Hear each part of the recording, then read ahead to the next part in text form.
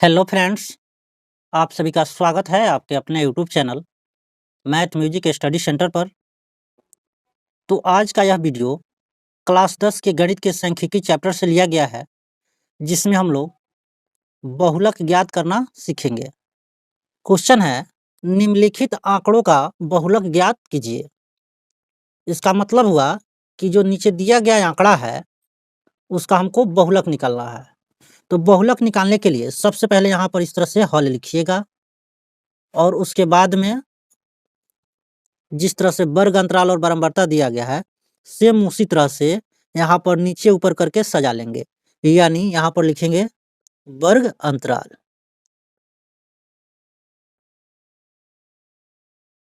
और एक दूसरा बॉक्स बनाएंगे जिसमें हम लोग लिखेंगे बारंबारता।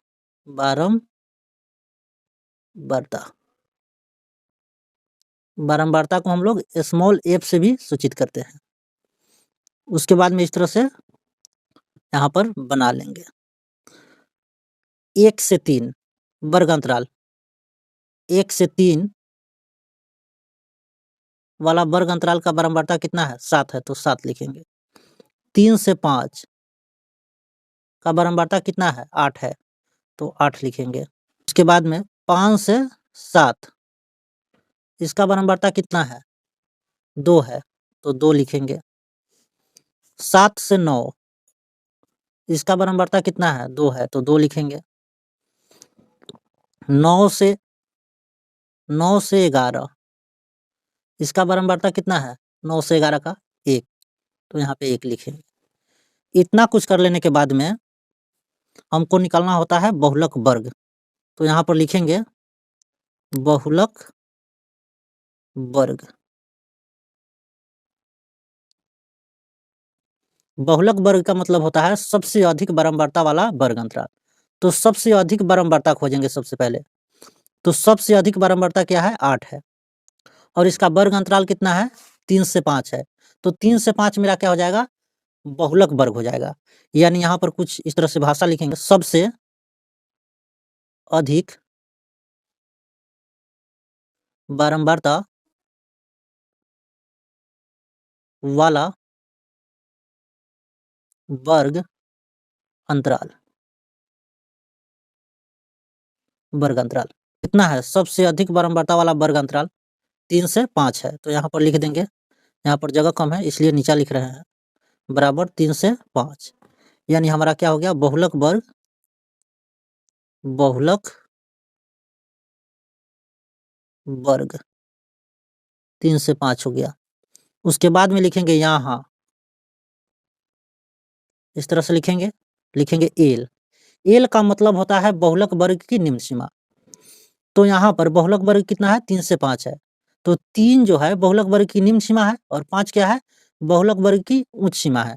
तो बहुलक वर्ग की निम्न सीमा क्या हो जाएगा? एल का मतलब होता है बहुलक वर्ग की निम्न सीमा, तो एल क्या हो जाएगा? 3 हो जाएगा।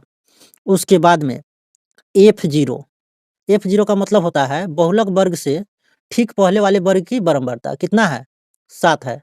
यहाँ पर समझने के लिए लिख दे रहे हैं F0। और जो बहुलक वर्ग की बारंबारता होता है वह क्या होता है? F1। बहुलक वर्ग की बारंबारता को हम लोग F1 बोलते हैं, और बहुलक वर्ग से ठीक बाद वाले वर्ग की बारंबारता को क्या बोलते हैं? F2 बोलते हैं। तो यहाँ से हम इस तरह से लिख लेंगे F0 का मान 7 है, F0 का मान 7। F1 का मान कितना है? 8 है, तो यहाँ पर 8 लिख लेंगे। F2 का मान कितना है? 2 है, तो 2 लिख लेंगे। उसके बाद में लिखेंगे आई का मतलब होता है वर्ग अंतराल की लंबाई। वर्ग अंतराल की लंबाई बोलने का मतलब है कि वर्ग अंतराल में कितना का अंतर है। जैसे 1 से 3 के बीच कितना का अंतर है? तो 2 का अंतर है। तो अंतर कैसे निकाला जाता है? उच्च सीमा में से निम्न सीमा को घटाते हैं अंतर निकालने के लिए। तो 3 में से 1 जाएगा तो 2 हो जाएगा, यानी अंतर कितना हो गया वर्ग अंतराल की? तो 2 हुआ, यानी आई का मान कितना हो जाएगा? तो 2 हो जाएगा। अब हम लोग जानते हैं बहुलक बराबर होता है, बहुलक बराबर L plus F1 minus F0 बटा 2F1 minus F0 minus F2 गुने आई। देखिए बहुलक जो होगा, बहुलक वर्ग के बीच में ही कोई संख्या होगा, यानी 3 से 5 के बीच में ही हमारा बहुलक आएगा। अगर इतना के बीच में आता है तो हम समझेंगे कि जो बहुलक निकाले हैं वो सही है। तो यहाँ पर अब मान रखेंगे, एल का मान कितना है 3 है तो यहाँ 3 लिखेंगे, प्लस F1 का मान कितना है 8 है तो 8 लिखेंगे, माइनस F0 का मान कितना है 7 है तो 7 लिखेंगे, बटा 2 F1 के जगह पर कितना लिखेंगे 8 लिखेंगे, माइनस F0 के जगह पर कितना लिखेंगे 7 लिखेंगे, माइनस F2 के जगह पर कितना लिखेंगे 2 लिखेंगे, गुने I के जगह पर कितना लिखेंगे 2 लिखेंगे। अब उसके बाद में 3 का 3 लिखेंगे, 8 में से 7 जाएगा तो 1 हो जाएगा, बटा 8 दूना 16, 16 माइनस माइनस 7 को माइनस 2 को कितना हो जाएगा -9 गुने 2। उसके बाद में लिखेंगे 3 प्लस 1 बटा 16 में से 9 जाएगा तो 7 हो जाएगा, फिर यहाँ पर गुना में कितना है 2 है। अब उसके बाद में लिखेंगे 3 प्लस 2 से 1 में गुना करेंगे तो कितना हो जाएगा 2 हो जाएगा, बटा 7 हो जाएगा। अब यह हो गया बटा पर का जोड़, इसके बटा में कुछ नहीं है तो 1 लिख सकते हैं अपना मन से।